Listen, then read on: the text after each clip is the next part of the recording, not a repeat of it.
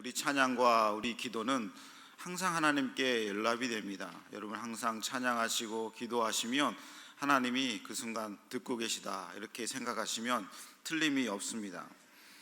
거룩한 안식일이죠. 우리 인생은 이 안식일을 지키는 여정에 있습니다. 우리 삶의 목적은 이 안식일, 거룩한 주일을 통해서 하나님께 예배하려는 목적을 가지고 있어요. 그러니까 6일 동안 일하는 이유도 안식일을 지키기 위해서고, 안식일을 지켜야 6일 동안 또 세상에서 승리할 수 있기 때문에 그렇습니다. 이 복된 안식일 은혜 받으시고 또 기도 응답 받으시고, 또 여러분 우리 교회 안에서 맛있는 커피도 들으시면서 복된 주일 되시기를 바랍니다. 네, 아멘. 요즘 이렇게 뉴스나 신문이나 인터넷 기사를 좀 보면 절로 기도가 되는데요, 그것은 이제 나라를 위한 기도입니다.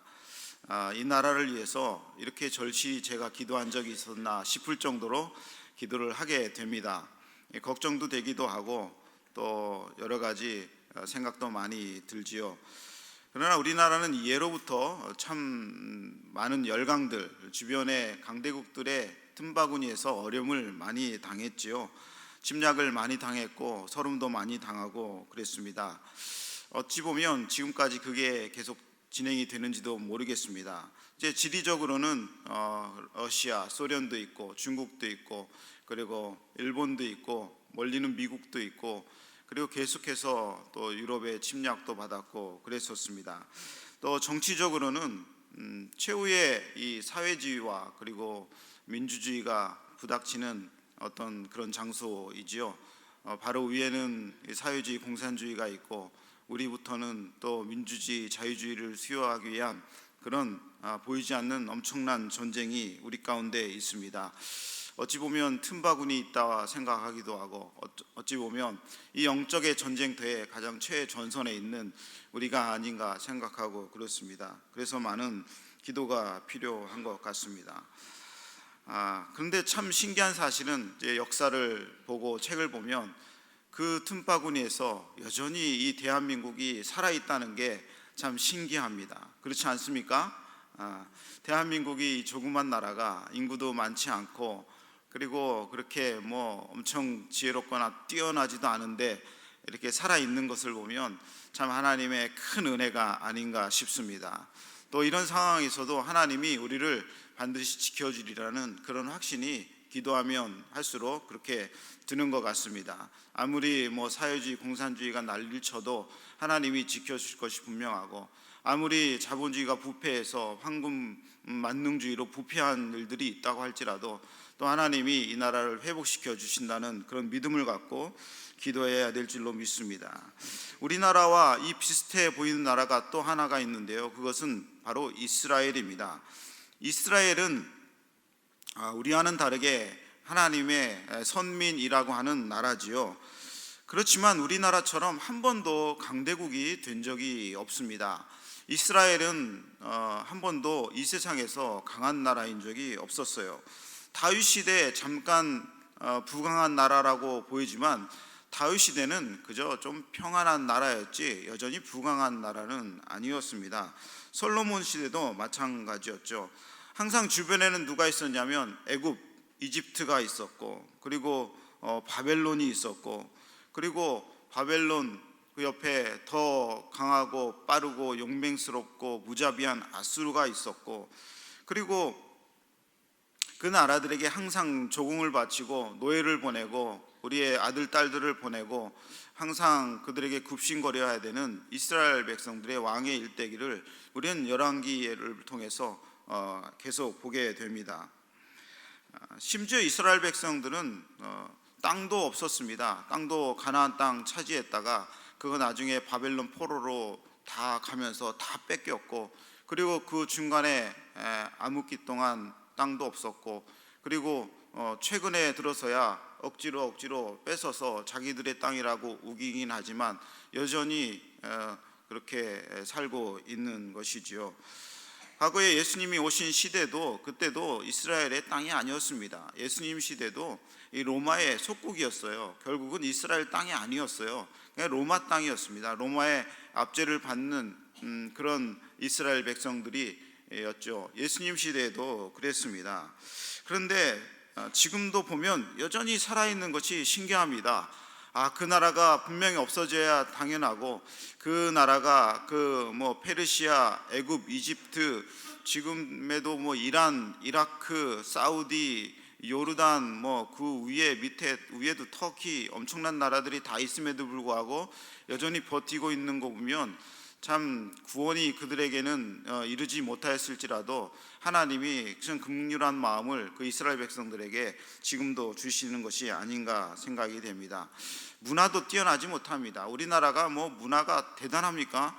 대단하고 엄청나다고 할지라도 중국 좀 가보고 일본 좀 가보고 유럽이나 다른 미국 좀 가보면 우리나라의 문화재가 그렇게 대단한 것처럼 보이지도 않고, 궁궐 경복궁 대단하고 해도 중국 자금성 가보면 엄청나고, 우리 한강 대단하고 하다고 해도 이집트의 나일강 가보면 엄청나게 풍요롭고 거기에서 온 백성들이 다 먹고 살 수 있을 정도로 큰 강이고, 그런 걸 보면 우리나라도 문화도 그렇게 대단하지 않습니다. 이스라엘도요 그렇게 대단하지 않습니다. 가보면 성지순례 빼놓고는 이스라엘 백성들이 내노라 할 만한 문화적인 업적이 하나도 없습니다. 이집트 가보세요. 카이로, 룩소 가보세요. 스핑크스, 피라미드, 엄청난 그런 유적들이 많고, 사우디는 기름도 나고 산유국들도 많은데 이스라엘은 그 흔한 기름도 하나도 안 나오고 그러니까 좀 어려운 나라 중에 하나지요. 변변찮은 건물 하나 아직도 없습니다. 성경을 보면서 그런 생각이 들었죠. 하나님은 이스라엘을 좀 선민이라고 말씀하시면 좀 강대국으로 만들어 주셔서 좀 세상을 호령하게 하면 좀 금방 복음도 전파되고 예수님도 금방 오시지 않을까, 그런 것 생각도 해보고, 우리나라도 지금 상황에서 보면 참 우리나라를 좀 강하게 하시고 부강하게 하시고 최소한 일본만큼만 좀 그렇게 하시면 세상에 그 어느 나라가 깐보지 못하고, 중국도 깐보지 못하고, 미국도 깐보지 못하고, 북한 또 깐보지 못하고, 우리나라 안에 있는 사람들도 우리를 크게 자긍심 갖고 우리나라를 지키려고 할 텐데 우리나라는 이렇게 강하지 못할까? 좀 하나님이 강하게 만들어 주시면 선교도 많이 할 것 같고 더 그럴 것 같은데, 그런 기도가 많이 나옵니다. 성경을 그러나 쭉 읽다 보면 좀 안타까운 제가 볼 때는 안타까운 그런 장면들이 많이 등장을 하는데요. 특별히 하나님 편에 있는 사람들은 특징이 참으로 약하다는 것을 발견하게 됩니다. 좀 강하면 좋은데 성경의 사람들은 왜 이렇게 약한지 모르겠습니다. 가인과 아벨, 누가 약합니까? 누가 강합니까? 가인이 좀 하나님의 사람이었으면 좋겠는데 약한, 그냥 죽을 수밖에 없는 아벨이 하나님의 사람이었죠. 노아의 세 아들들 있죠. 셈, 함, 야벳. 셈, 함, 야벳 중에 누가 강합니까? 아버지에게 수치를 주고 아버지를 업신여긴 함이 제일 강합니다. 그래서 이 함이 이 바벨론이라고 하는 최초의 도시를 세운 조상이 되었지요. 이 함의 후손 니므롯이 가장 강해서 바벨론이라고 하는 제국을 세웠고 바벨탑이라고 하는 높은 탑을 세운 사람이었어요. 그 나머지 후손들은 여전히 방황하고 유랑하는 그런 노아의 후손들이었습니다. 하나님의 후손들은 여전히 약했죠.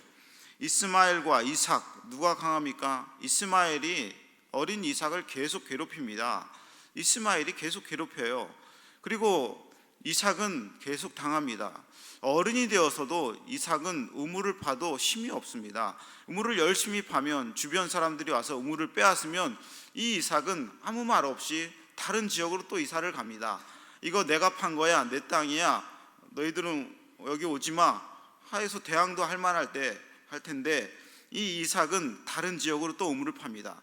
그러면 다른 주변의 부족들이 와서 그 우물을 또 빼앗죠.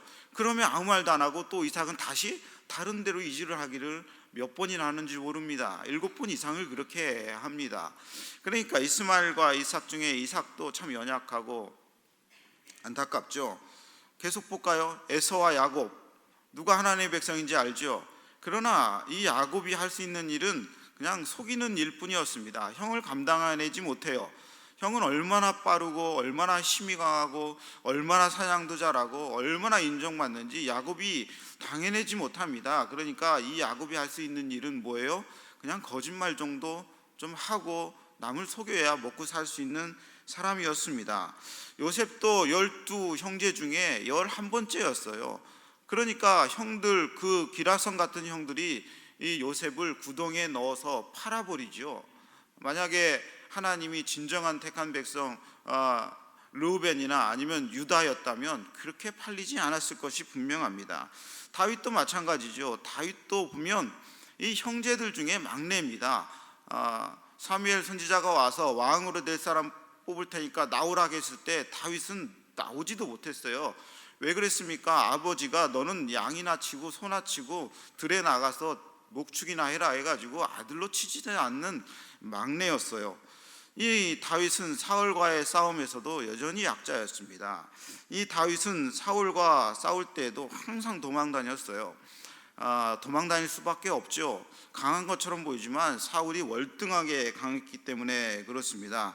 14년이나 사울을 피해 다녔고 17년이 넘어서야 비로소 왕이 되었는데 그것도 참 연약한 왕으로 등극했던 것을 보게 됩니다. 이처럼 성경 구약 역사를 쭉 보고 심지어 신약에 와서 예수님의 모습을 보더라도 하나님의 백성은 하나같이 약하고 뒤떨어져 보이고 좀 우리로 말하면 약간 모자래 보이는 사람들이 하나님의 백성들이라는 것이 일관적입니다. 이 성경을 보세요. 이 가운데 하나님의 백성이 강한 사람이 하나라도 있나? 저는 그것이 상당히 사실은 좀 불만입니다. 하나님이 좀 강한 사람을 더 강하게 하셔서 세상을 지배하게 하시지 왜 그렇게 하셨을까? 머리는 이해가 돼도 좀 아쉬움이 많이 남죠. 그런데 결국은 이 사람들이 최종 승리하는 것처럼 보입니다. 승리하는 것처럼 보이는데 그것이 완전한 승리라기보다는 영적인 승리입니다. 영적인 승리죠. 다윗의 승리도 영적인 승리지 완전한 승리는 아닙니다. 결국은 승리하지만 영적인 승리 가운데 있다가 저 천국으로 하나님이 부르셔서 간다는 사실을 보게 됩니다. 오늘 본문을 보면 이 말씀하고 이제 잘 연결시켜서 우리가 이제 성경을 좀 보게 되는데요. 이 본문을 보면 부자 주인이 있는데 부자 주인의 재물을 관리하는 사람이 있습니다. 이 부자 주인의 재물을 관리하는 사람이 마음대로 사용해요. 자기 마음껏 그냥 부자의 재물을 막 사용을 합니다. 그러다 걸렸죠. 횡령하고 막 유용비로 쓰고 그러다가 부자에게 걸렸습니다. 그러니까 이 부자가 얘기하죠. 너 나가라. 당연히 내쫓아야죠. 당연히 내쫓습니다. 그런데 이 부자가 마음이 좋습니다. 뭐라고 얘기하냐면 너 나가긴 나가는데 한 달 동안 네가 했던 거 다 세매놓고 나가라. 그러니까 장부 정리해놓고 나가라는 거죠. 얼마나 손해봤는지 얼마나 횡령을 했는지를 장부를 정리해놓고 나가라고 얘기합니다. 그러니까 이 사람이 생각을 해요. 야, 내가 이거 걸렸으니까 이제 더 이상 살 데도 없고 갈 데도 없고 해먹을 것도 없는데 어떻게 해야 되나. 그러니까 머리를 굴리니까 지혜가 생각이 납니다. 그래. 그리고 나서 빚진 자들 다 불러 모읍니다. 너는 얼마 주인에게 빚졌니? 그러니까 1,000만 원 줬습니다. 그러면 내가 증서 찢어버리고 500만 원만 써라. 너 500만 원만 갚으면 돼 합니다. 또 다른 사람 불러요. 너 얼마나 빚졌니? 1억을 빚졌습니다. 그래? 너 5천만 원만 써 해가지고 5천만 원을 탕감해 줍니다. 과거의 증서는 없으니까 현재 증서가 유효하죠. 그래서 이 사람은 5천만 원만 갚으면 돼요. 1억을 갚아야 되는데 그러다 보니까 그 소문이 이 주인에게 들렸어요. 그럼 우리는 어떻게 해요? 우리는 어떻게 합니까? 너 이놈! 너 당장 나가고 그리고 내가 변호사 선임해서 너 감옥에 당장 집어넣고 너 50년은 너 감옥에서 횡령죄로 썩을 줄 알아라. 이렇게 해야 되는데 주인이 그렇게 얘기하지 않습니다. 뭐라고 얘기합니까? 한번 읽어볼까요? 8절 읽어봅니다. 16장 8절 주인이 이 옳지 않은 청지기가 이를 지혜 있게 하였으므로 칭찬하였으니 뭐라고요? 지혜 있게 하였으므로 뭐라고요? 칭찬하였다. 참 이해가 되지 않는 주인이죠. 뒤에도 읽어보겠습니다. 시작. 이 세대의 아들들이 자기 시대에 있어서는 빛의 아들들보다 더 지혜로움이니라. 이 주인이 이해가 않는 말을 합니다. 그렇게 불의하고 나쁜 일을 했음에도 불구하고 너는 지혜로운 사람이니까 너는 칭찬받아야 된다 얘기를 하는 거예요. 참 이런 주인이 있으면 저도 그 밑에 가면 좋겠네요. 참 뭐 손에 끼쳐도 칭찬하고 잘했다고 하니 얼마나 너그러운 주인입니까?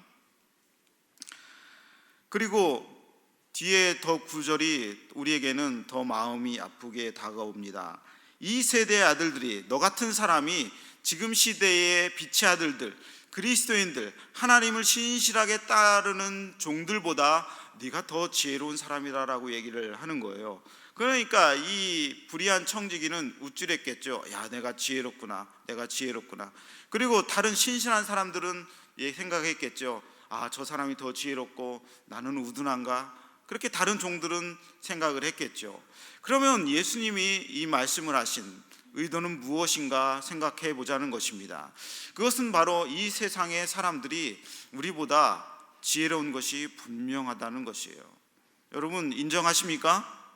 세상의 사람들이 더 지혜롭습니까? 아니면 여러분이 더 지혜롭습니까? 내가 더 지혜롭다 하시는 분 한번 손 들어 보시겠어요? 아니다, 내 주변에 있는 다른 세상 사람들이 더 머리가 좁고 지혜롭다 생각하시는 분 몇 분 계시고 그렇게 생각하시는 분들이 꽤 있네요. 저도 그렇게 생각을 합니다. 이 대한민국이 돌아가는 걸 보면 확실히 세상 사람들이 더 지혜롭습니다. 더 강하고 더 지혜롭습니다.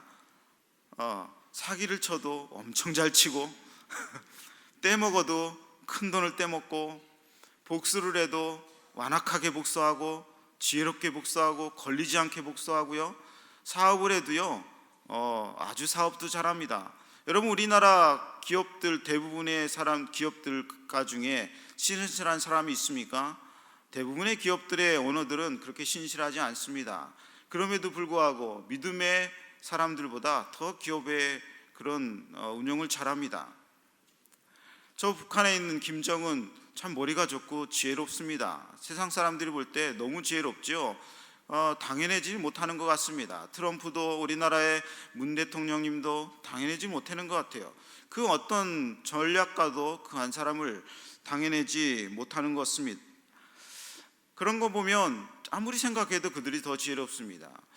우리나라를 일제 36년간이 우리 지배를 받았습니다. 우리 지배를 받았는데 그러면은 2차 세계대전이 끝나고 나니 원자폭탄이 투하된 저 일본은 완전히 망해야 되는데 지금은 세계 제2등 이제 3등 되겠죠. 이게 경제 대국입니다. 미국이 우리나라에 그렇게 원조를 했어도 불구하고 우리나라는 아직도 일본을 따라가지 못하죠. 일본을 가보면 정말 잘 살고 사람들이 지혜롭습니다. 얼마나 그렇게 친절하고 말도 잘하고 얼마나 그렇게 사업도 잘하고 얼마나 그렇게 음식도 잘 만들고 그러는지 더 지혜롭습니다. 세상 사람들이 더 지혜롭습니다. 그리스도인들보다 확실히 더 지혜로워서 부유하게 되고 더 강하게 되고 지배를 잘하고 비즈니스도 잘하고 공부도 잘합니다. 여러분 공부를 누가 잘합니까? 여러분의 자녀들이 잘합니까? 아니면 옆집 아이가 더 잘합니까? 옆집 아이가 훨씬 더 잘합니다. 저희 아이들을 보면 시험지를 내놓는데 이게 시험지인지 저 열받으라고 주는 것인지를 알 수가 없어요. 테스트를 하는 것 같아요. 그러면서 태평해요. 아빠 나는 괜찮아. 나 하나님이 지켜주실 거야. 하나님이 나를 성공하게 하실 거야. 점수는 그렇게 받아놓고 하나님이 뭘 지켜주신다는지 제가 아직 이해가 되지 않습니다. 저보다 믿음이 훨씬 더 좋아요. 그런데 주일도 빼먹지 않고 학원 가고 과외 받는 아이들이 좋은 대학교 갑니다. 좋은 대학교 가고 고시 패스하고 외무고시 패스하고 행정고시 패스하고 이 나라를 지배하죠.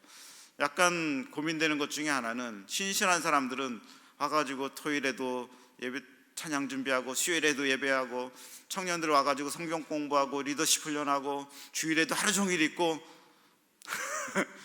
그런 사람들이 더 성공을 해야 되는데, 실제로는 학원 많이 다니고 좋은 대학 간 사람들이 높은 데 올라가서 그리스도인들을 호령하는 것을 보게 되는 것입니다.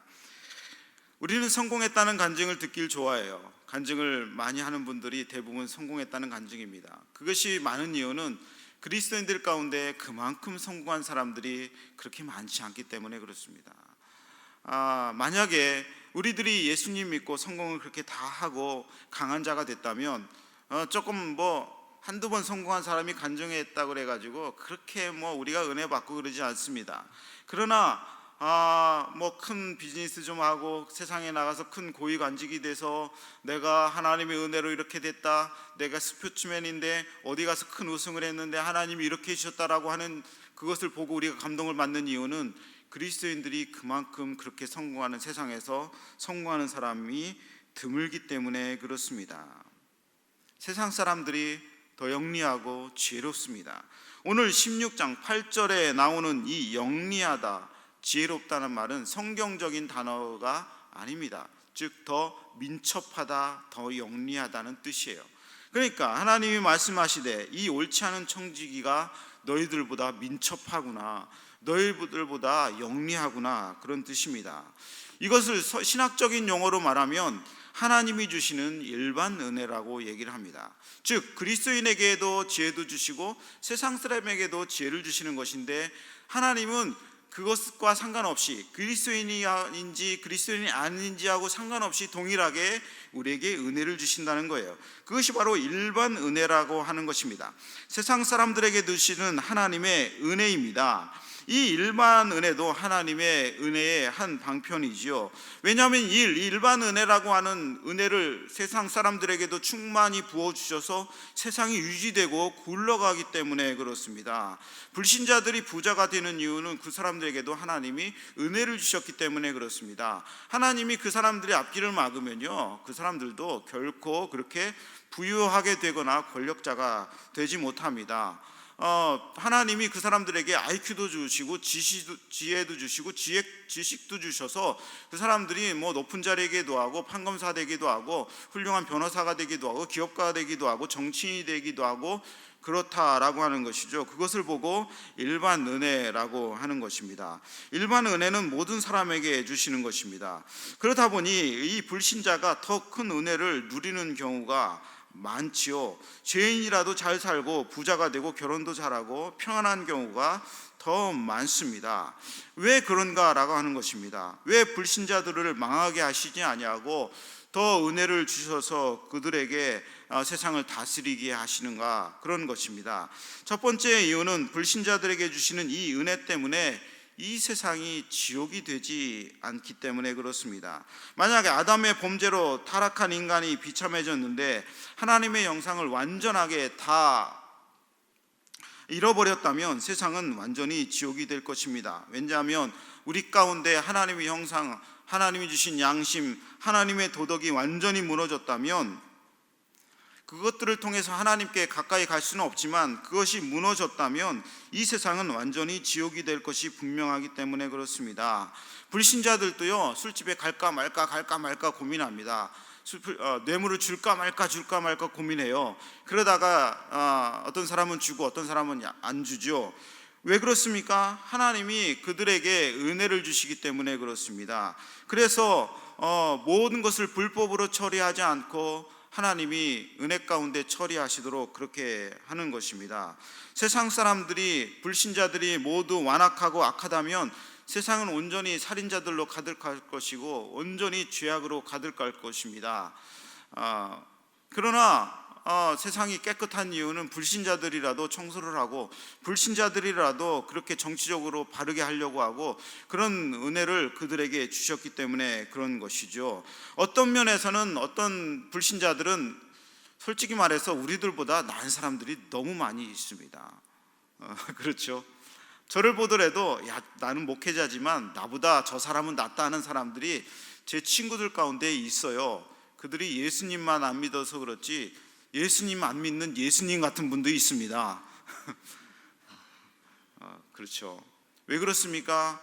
이것이 그 불신자들에게 하나님이 지혜롭게 하시고 영민하게 하시고 그리고 은혜롭게 하셔서 세상을 완전히 지옥으로 만들지 아니하시는 이유가 되는 것입니다.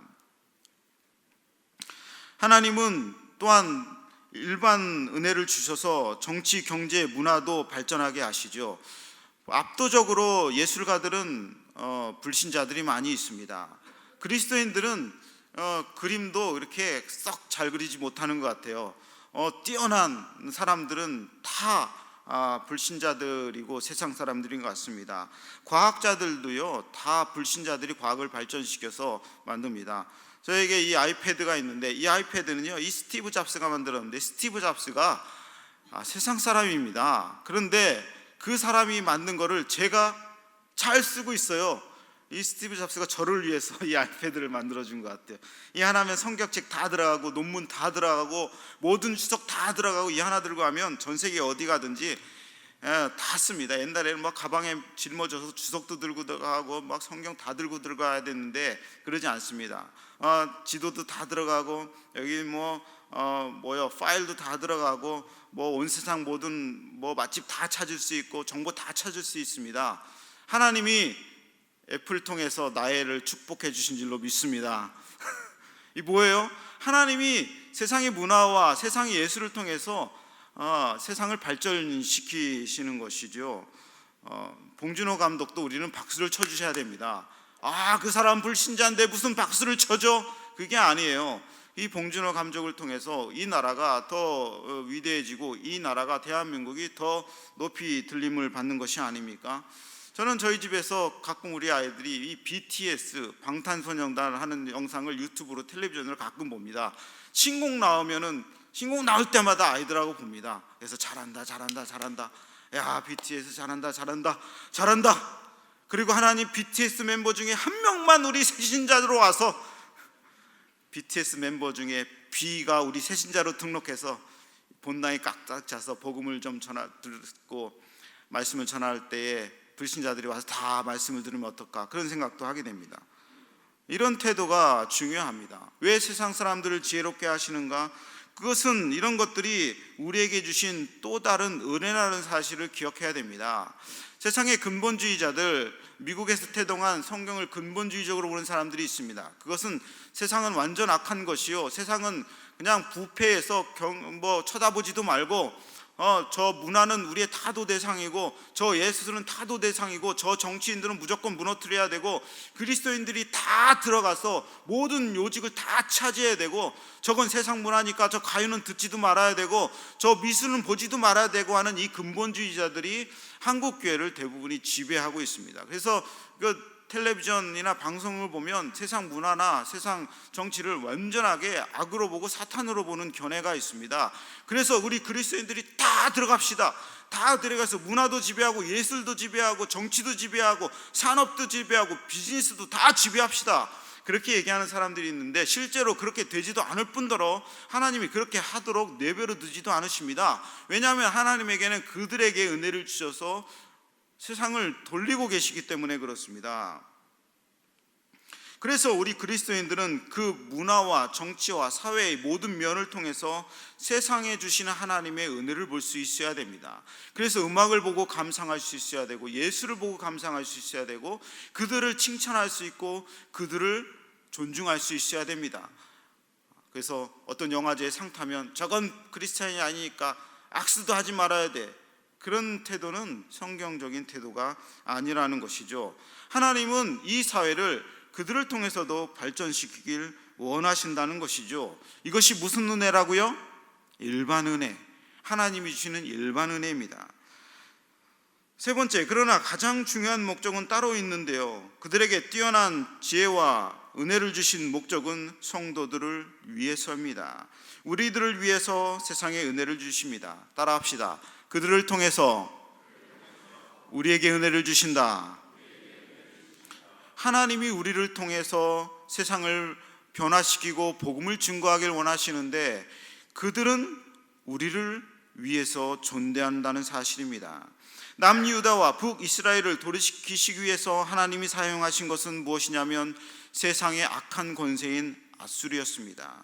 아수르가 나훔서를 통해서 보면 빠르고 강하고 번개같이 빠르고 무자비했습니다. 그러나 이 아시리아라고 하는 이 대국이 탄생된 목적은 이스라엘의 부패를 징벌하시기 위해서 하나님께서 탄생시켰다는 것입니다.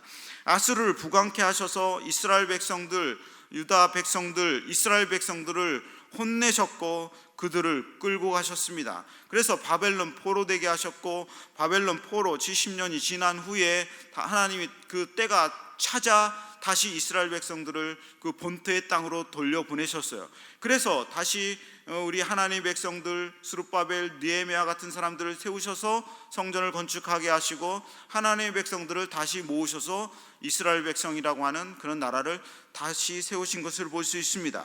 즉 아시리아라고 하는 악한 나라를 세우셔서 하나님의 백성들을 징계하시고 훈련하시는 도구로 쓰신다는 것입니다. 디모데전서 2장 2절에 보면 이런 말씀이 나와 있습니다.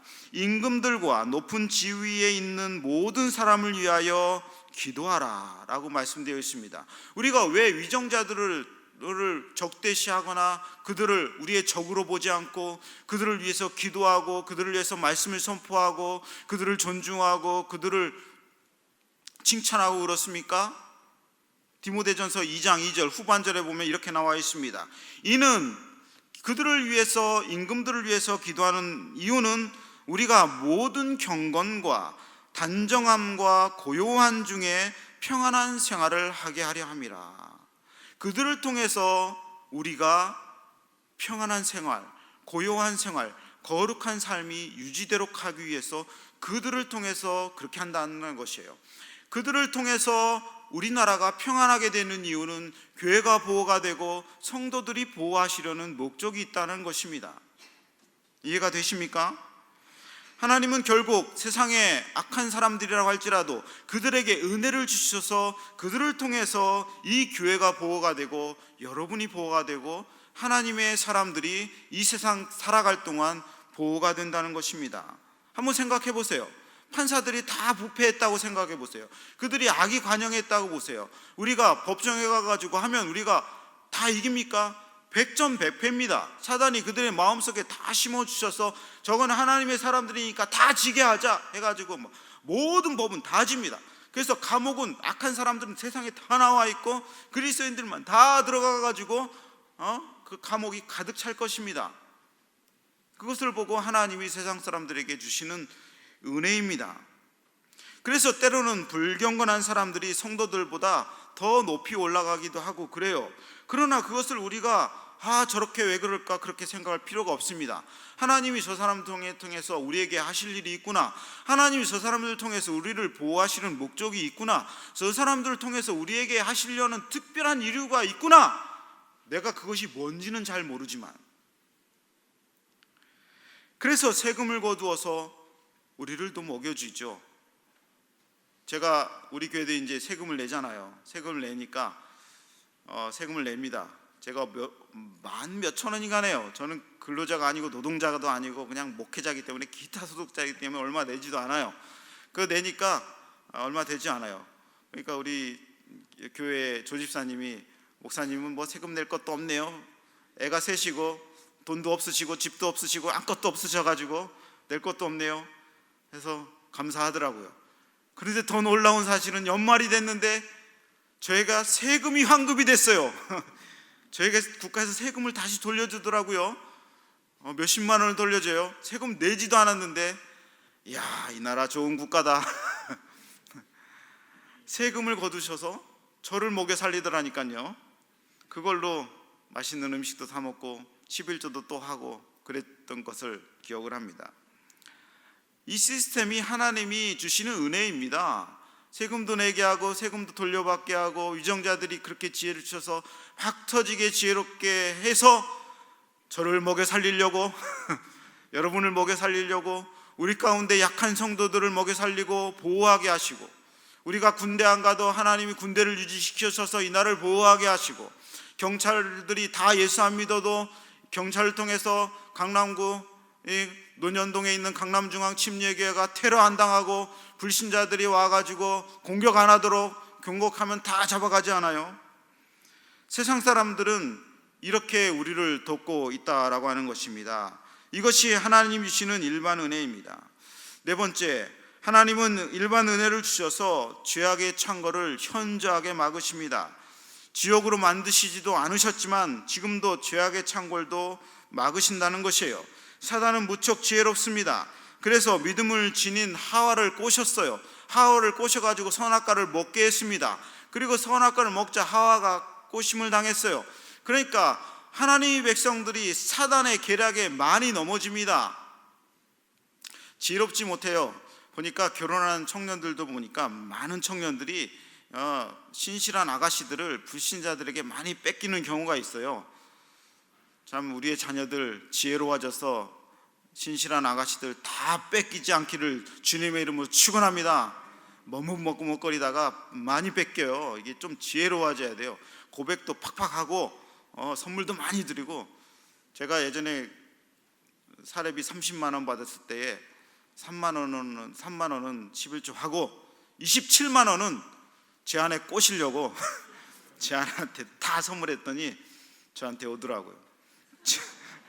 지혜로워야 됩니다. 전 맨날 걸어 다니고. 사단은 너무 지혜로워요. 사단은 너무 지혜롭습니다. 그래서 우리를 성도들을 다 악의 소굴로 끌고 가려 합니다. 그러나 하나님은 일반 사람들에게도 은혜를 주셔서 우리들이 가는 길을 막아요. 집사님 그러시면 안 돼요. 목사님 그러시면 안 돼요. 어떤 사람들은 저보고 그래요. 목사님 그러시면 안 돼요. 제가 옳은 일을 하고 있는데도 자기가 더 옳다고 생각해. 그런 이유가 뭐예요? 그 사람들도, 불신자들도 저에게 경각심을 줍니다. 그래서 내가 제대로 하고 있는가? 언론을 통해서 목사님은 제대로 하고 있습니까? 저에게 경각심을 계속 줍니다.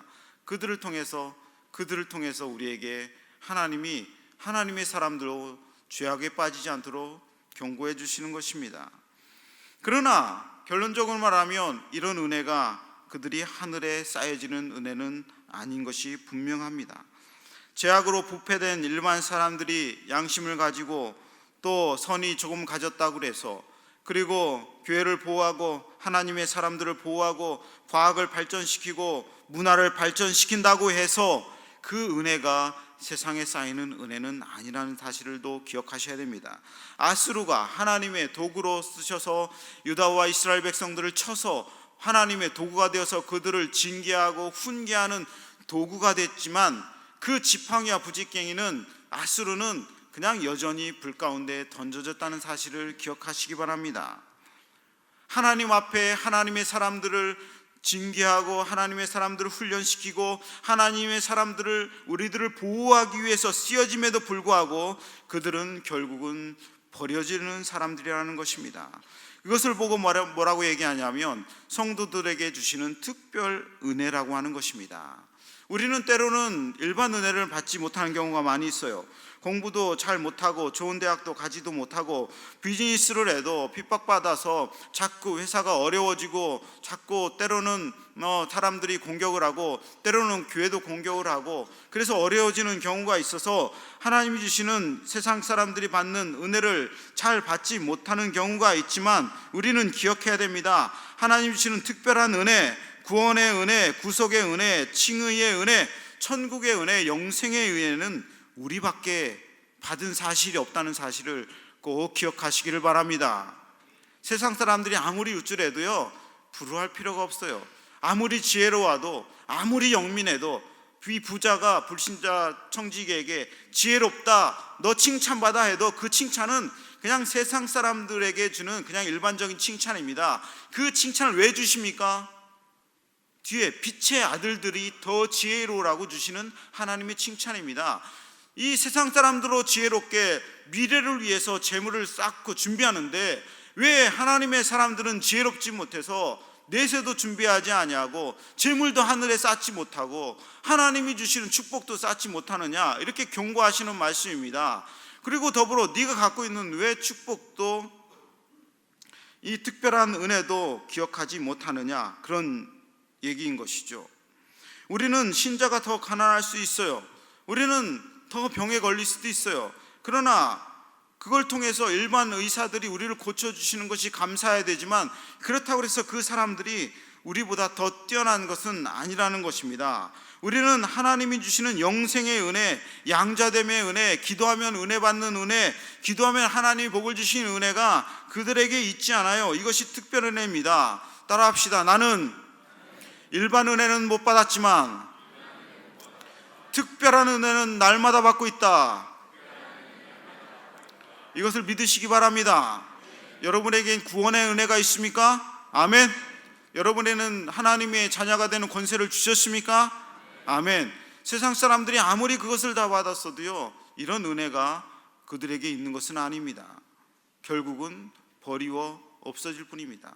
세상의 모든 법과 세상의 모든 이정자들은 하나님의 교회를 위해서, 그리고 하나님의 사람들을 위해서, 하나님의 나라를 위해서 쓰여지고 있습니다. 그러나 그것이 하늘에 쌓여지는 것은 아닙니다. 그러나 우리는 약하더라도 우리의 모든 은혜는 하늘에 쌓여지는 것입니다. 여러분이 작은 헌금을 했어도, 작은 선을 했어도, 작은 기도를 했어도, 작은 베품을 하는 모든 것들은 하늘에 쌓여지는 것이고, 그들의 모든 은혜는 결국은 버려지는 은혜입니다. 이것이 하나님의 특별한 신비입니다. 여러분, 세상을 부러워하지 마시기 바랍니다. 그 아무리 지혜로운 사람도, 그 아무리 놀라운 영민함을 갖고 있는 사람도요, 우리의 부러움의 대상은 아닙니다. 여러분, 우리를 통해서 이루실 일들이 그들을 통해서도 이루어지지만, 우리가 하나님의 백성이요, 하나님의 은혜를 받은 사람이요, 특별한 은혜를 받은 사람이라는 것을 날마다 기억하시고, 이 세상을 담대하고 믿음으로, 그리고 어려움 가운데서도 꿋꿋이 앞으로 나가는 우직한 믿음을 가지고 사시기를 주님의 이름으로 축원합니다. 아멘. 우리 찬양단 나오셔서 우리 찬양 한 곡 하시겠습니다. 제가 좋아하는 찬양인데요, 너는 내 아들이라. 힘들고 지쳐 낭망하고 넘어져 일어나는 일 전혀 없을 때에도 하나님이 우리에게 속삭이시죠. 너는 내 아들이라. 세상에 그렇게 부유한 사람, 세상에 그렇게 권력 있는 사람, 세상에 높은 곳에 있는 사람은 내 아들이 아니지만 너는 내 아들이고 내 딸이라고 하나님이 이 시간 말씀하고 있는 줄로 믿습니다. 이 찬양하시며 우리가 이 예배를 하나님께 마지막으로 거룩하게 드리겠습니다. 힘들고 지쳐 낭망하고, 힘들고 지쳐 낭망하고 넘어져 일어날 힘 전혀 없을 때에 조용히 다가와 손 잡아주시며 나에게 말씀하시네. 나에게 실망하며 내 자신 연약해 고통 속에 눈물 흘릴 때에 못 자국 난 그 손길 눈물 닦아주시며 나에게 말씀하시네. 너는 내 아들이라. 너는